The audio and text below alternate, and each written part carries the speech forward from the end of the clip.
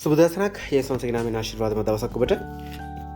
යෝහන් සුභාරංචි 12 වෙනි පරිච්ඡේදයේ හරි අපූර්ව සිදුවීමක් වෙනවා. 12 වෙනි පරිච්ඡේදයේ 3 වෙනි පදයේ මෙන්න මෙහෙම කියනවා.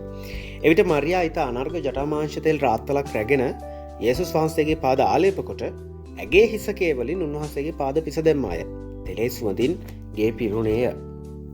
මේ සිදුවීම සිදුවන්නේ බෙතානියේදී ලාසරස්ගේ ගෙදර.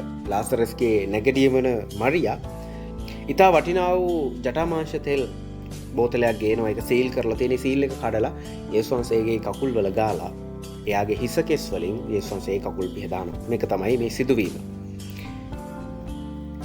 මේක හුදෙක්ම යේසුස් වහන්සේගේ පාද තෙල් වලින් ආලේප කිරීමක් නෙමෙයි. ඇගේ හදවතේ තිබුණා වූ අසීමිත භක්තිය ප්‍රකාශ කරපු ආකාරය. ඇය කල්පනා කරන්නට ඇති මේ වෙන විට උන්වහන්සේ තමන්ගේ සහෝදරයව මරණයෙන් උත්ථාන කරලා තිබුණේ. ලාසරස් මරණයෙන් උත්ථාන කරලා තිබුණේ මේ වෙලාවේ. ඉතින් ඇය කල්පනා කරන්නට ඇති මම මොනවද යේසුස් වහන්සේට දෙන්නේ? මොකද්ද මට දෙන්නට පුළුවන් වටිනාම දේ?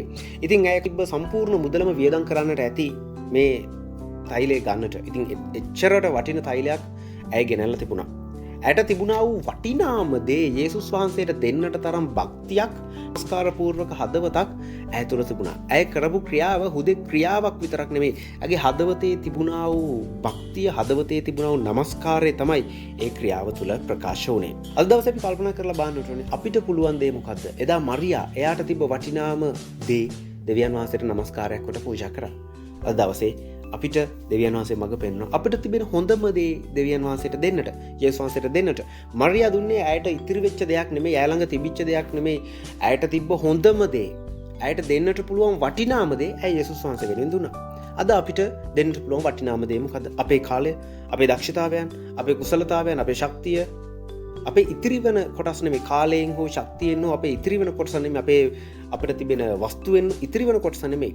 අපිට තිබෙනා වූ හොඳම කොටසෙන් අපි යේසුස් වහන්සේට ගෙනෙන්නට ඕනේ. හරියට මරියා කරා වගේ. ඒ වගේම පරිත්‍යාගශීලී ප්‍රේමයක්.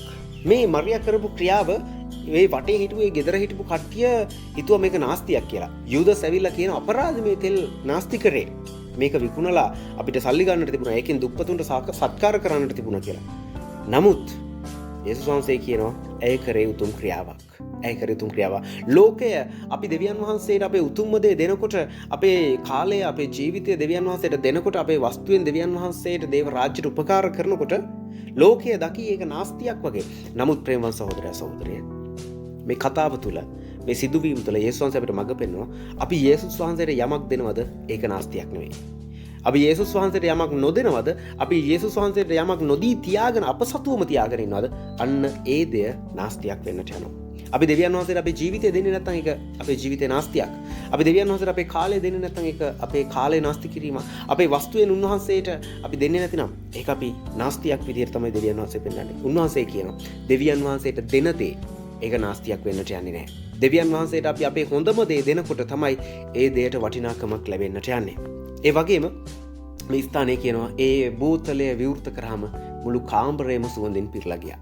ඒ මරියාගේ ක්‍රියාව නිසා මුළු නිවසම සුවඳින් පිරලා ගියා වගේ අපේ ජීවිතවල අපේ ක්‍රියාව නිසා අපේ නිවස, අපේ ස්වභාව, අපේ සමාජය සුවඳවත් වෙන්නට ඕනේ. ස්වාමීන් වහන්සේ අපෙන් බලාපොරොත්තු වෙනවා සමාජයට සුවඳ බෙදෙන ජීවිතයක්. සමාජයට සුවඳ බෙදෙන දේව දරුවෙක් අප තුළින් ස්වාමීන් වහන්සේ බලාපොරොත්තු වෙනවා. යේසුස් වහන්සේ බලාපොරොත්තු වෙනවා. අද දවසේ ස්වාමීන් වහන්සේ අපෙන් බලාපොරොත්තු වෙන්නේ බාහිරින් කරන පුද පූජා වෙනුවට අපේ අභ්‍යන්තරයෙන් නැගෙන්නා වූ උන්වහන්සේ වෙනුවෙන් කැප කරන්නට පුළුවන් හදවතක්. උන්වහන්සේ වෙනුවෙන් කැප කරන්නට පුළුවන් ජීවිතයක් තමයි උන්වහන්සේ අද අපෙන් බලාපොරොත්තු වෙන්නේ. උන්වහන්සේ බලාපොරොත්තු වෙනවා අපි උන්වහන්සේට අපේ ජීවිතේ හොඳම දේ දෙන එක. උන්වහන්සේට අපේ ජීවිතේ හොඳම දේ කැප කරන එක. අද අපි කල්පනා කරලා බලන්න ඕනේ. අපි දෙවියන් වහන්සේ වෙනුවෙන් දීලා තියෙන්නේ අපිට තිබෙන වටිනාම දේද, හොඳම දේද, නැත්නම් අපිට ඉතුරු වෙච්ච දේවල් වලින් කොටසක්ද? ඉතින් ස්වාමීන් වහන්සේගේ කරුණාව අපි ඉල්ලමු මරියා වගේ වෙන්නට. මරියා වගේ තමන් සතු වටිනාම දේ ස්වාමීන් වහන්සේට පූජා කරන්නට. ඒ වගේ භක්තියක්, ඒ වගේ නමස්කාරයක් අපේ හදවත්වල ඇති වෙන්නට. ඉතින් එසේ කරන්නට ස්වාමීන් වහන්සේ ඔබටත් මට ආශිර්වාද කරනසේක්වා. අපට ජේසුස් පිටයි.